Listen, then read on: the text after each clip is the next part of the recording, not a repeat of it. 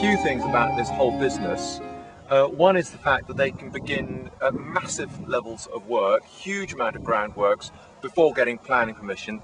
Unprecedented as far as I know, and quite staggering. And the other thing that is profoundly shocking is that the EDF is giving a massive kickback to the local authority, where the local authority will be taking the decision around the planning permission.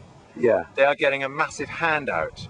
Now, if your neighbour was to put in a planning application, you would be very surprised to hear that he was giving the planning officers a couple of £100 to facilitate the passing of his planning permission. Yeah. And that's exactly what's happening here as well.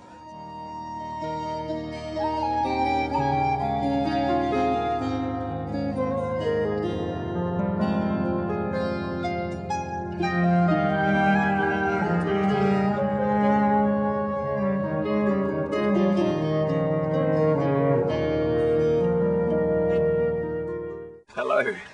Well, here we are, and this is Hinkley Point. What's that I see behind you? What is that? Hinkley A, Hinkley B. Yeah.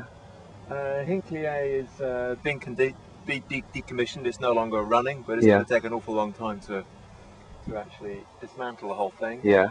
And then you've got Hinkley B, it's a PWR, that's up and running. PWR means? Pressurised water reactor. Right. Although 2 reactors in the station, as you can see. And then stretching right out over here, basically all the land you can see on that ridge. Yeah. That is where the 2 new, much larger EPRs are going to be built. EPR, European pressurized reactors. Right. So you can just imagine basically all of this land being taken over by buildings of one sort or another, as well as the 2 new reactors. That looks like it's bigger than those 2 put together. Oh, I should think so, yes. Yeah. It's far more land being taken over. Right. And the reactors themselves are going to be far larger. Right. And of course there's going to be far more high-level waste stored on site. The plan is to keep the radioactive waste on the site? Yes. Here on this land, although this land, if this land won't actually exist anymore in this form?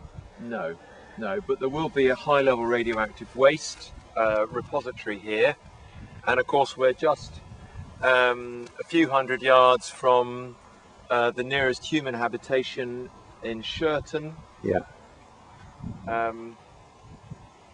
Who might not be too pleased at having high-level radioactive waste repository so near to them. I'm sure it'll be perfectly safe. Okay, and where are we on the, if you were looking at their application, where are we now, just so we get a sense of where we are for the, this is, what's this called here? This is North Lane. North Lane. It doesn't exist anymore, but there was a lane, a trackway here, along this hedgerow. Along the, either this side or that side of the hedge. North Lane was running parallel with this hedge, we think. Yeah. All the way up here. Great. Let's go on down North Lane. Okay.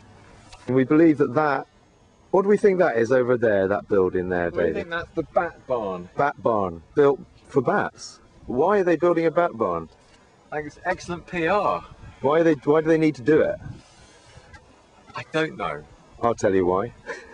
I know, I'll tell you later. Go on, So we come down North Lane. Now we've gone through the gate in the bottom corner of that field, and we are looking at the valley. All of this valley is going to be filled in with the stone that comes from the top and from the big hole that will have to be made to put the reactors in, and that big hole is going to be up there, but we'll get there in a minute. Over here, this is a footpath, is it? Yeah. Footpath runs from the stile along the hedge. It looks like round to the gate at the bottom. Just cross that field to the gate with that pile of earth behind it, and then you can see the tracks running up the hill. And so I reckon that's the footpath up to the gap in the trees on the crest of the hill. Now the thing is that actually all these footpaths will be closed when they start the preparatory work. They're going to shut all the rights of way. This is the valley bottom. It's quite wet, but that's why you'll see on the preparatory plans a lot of drainage plans, a lot of plans involving where the water's going to go while they're building, because there's obviously a lot of water collects here, and they're going to need to deal with that while they're building. But as I say, how much aggregate? How this is high? probably going to be levelled. It's on the Preparatory Works maps. This is all work to be done before they have permission to build the reactors. That's the field that now has the bat barn in, so presumably they won't be building on this bit because that's where the bats who are relocating from various old buildings which will have to be demolished, which we'll see. The bats will be living in the swanky new bat barn. Come along the valley. There's the barn. Rather big, isn't it, the barn, just with some bats? There's another structure. Leaving it for something else. So this is a structure, an identified structure. Don't know what that is. This is probably where the bats actually, there's probably bats here, but it's a very simple roofed area with hard standing. This is Benhole Lane coming up, join Cross Green Lane here, and coming up round here, and then this I believe is Benhole Lane, which marks the edge of the site as far as I can tell. Oh, there they are again.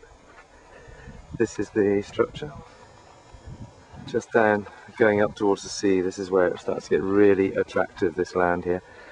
There's a lovely little bench there, and going up and just over through there we find the sea. And there you are, Benhole Lane going down over there to the ruined barn.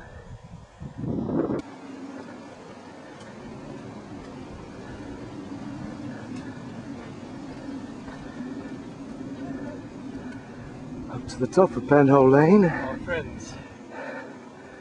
And here we are. Oh, here we are, this is the edge of the site. What's that? That's just an announcement. Public footpath that way, and public footpath here, and that's what takes you down to the beautiful sea. And across the beautiful sea, just in the distance, you see South Wales, the other place which has reason to be concerned about the Hinkley Sea development. So we've got bribery and an assumption officially condoned bribery, no less, and an assumption that they will be given permission, and therefore all of this, these historic buildings here and over here, all of this can be demolished. This can be filled, this valley down here can be filled up, and yeah. So clearly there is an understanding that planning permission will be given. They're just taking that for granted, otherwise they wouldn't be investing these massive amounts of money. Okay. Well, let's take a walk along and see what it is that we're potentially going to lose here without the planning permission being given. So all of this could be destroyed, and then it could be decided because there's another Fukushima, or because we get a change of government, or we run out of money. It could be decided not to build the next nuclear power station, but this land would have gone forever. So that'll be Benhole Barn. That's Benhole Barn, which is quite nice, but has bats in it. Bats will be moved to the nice bat barn. This is the first area of trees that's due to be felled. Now this, I believe, is one of the air monitoring stations.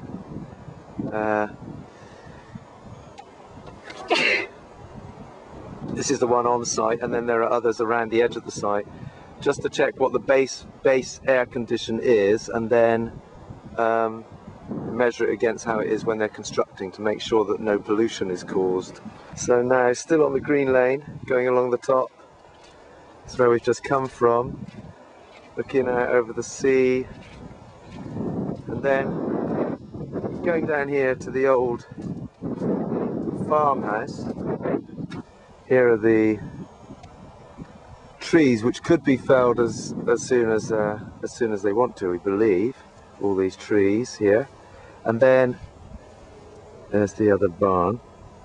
So from Benhole Barn, and then this farm over here, this old farm, from what I can tell from the map, this is where the 2 nuclear reactors will be. And the footpath, according to the map, actually runs that side of the hedge and runs down to the right of the barn. Right. They've gone and created a new track here, Right. to the left of the barn. Right. Well, there you'll see foot patrol. I think those are probably, they may be nuclear police. They obviously patrol the area to keep it safe. Don't want anyone getting in and nicking all the nuclear material.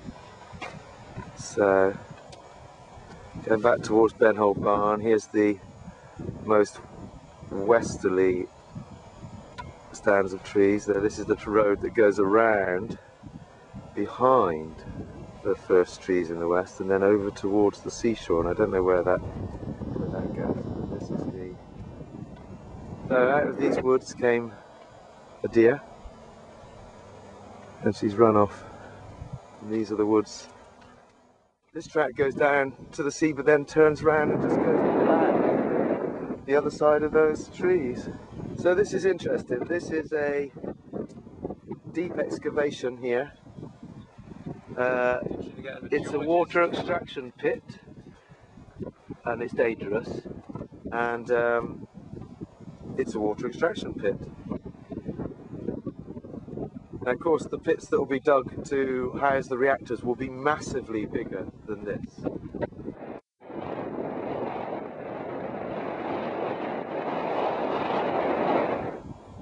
Between these trees and that, maybe where that house is actually, is where the reactors will be.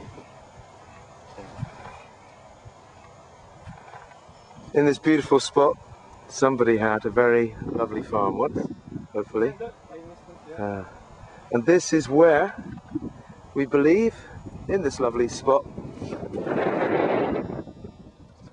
where we're standing now, is going to be the site of one of these nuclear reactors. A very big hole in the ground with a nuclear reaction going on in it. And this is, it's a nice view there. Over the water trough to the, oh yeah, no, that's nice. On the edge of the farm. I read a lot. I've never heard of that. I don't necessarily know what I read. They did have one the other day. Somewhere on this map, there was a village. Mentioned the Doomsday. And I think it could well have been near the common land, because common land was often quite close to the village. This is probably one of the old badger sets. Now sadly the badger sets have already been moved. The bats are still in residence, but the badger sets have been moved. I think they built some new ones, and they caught all the badgers, put them to sleep, and woke them up in their new home. Built of concrete, I heard. I heard they're built of concrete, which is obviously what badgers prefer. There's a lot more Harris fencing. There's a load of Harris fencing, probably for the blockade. I know there's going to be a protest blockade here at some time. And then over here, quite near the gate of the site, here's the barn, and this is named after Sidwell. Somewhere here, it's St. Sidwell's Sacred Well. Oh, Green Lane, yeah. We come along Green Lane. This is a beautiful old barn, this. It's lovely. Oh, look at it. It's really nice. Really nice old barn. I think all this is going to be demolished. And then, I believe this is all actually, this will be a roundabout to go up into the site of the new place. So that. And then down here, I think we can just climb over here. I think this is a public right of way. We're on the road. That's obviously got its own proper lock on to prevent anyone coming in and stealing nuclear material. I call that obstructing the right of way. Do you think that all this stuff about it being cleaner and everything, do you think that that is true? Not for a second. I think on the health aspects, I think only half the stories come out. Yeah. So there you go. You want some more symbolism? Or is that enough? The stag. Standing proudly. Standing proud, saying, defend my land.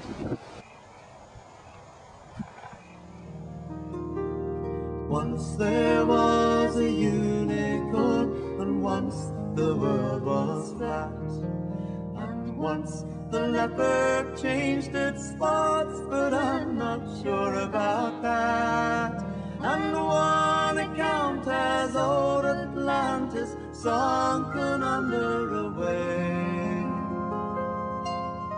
when Noah's party built an ark, and all the treasure was saved.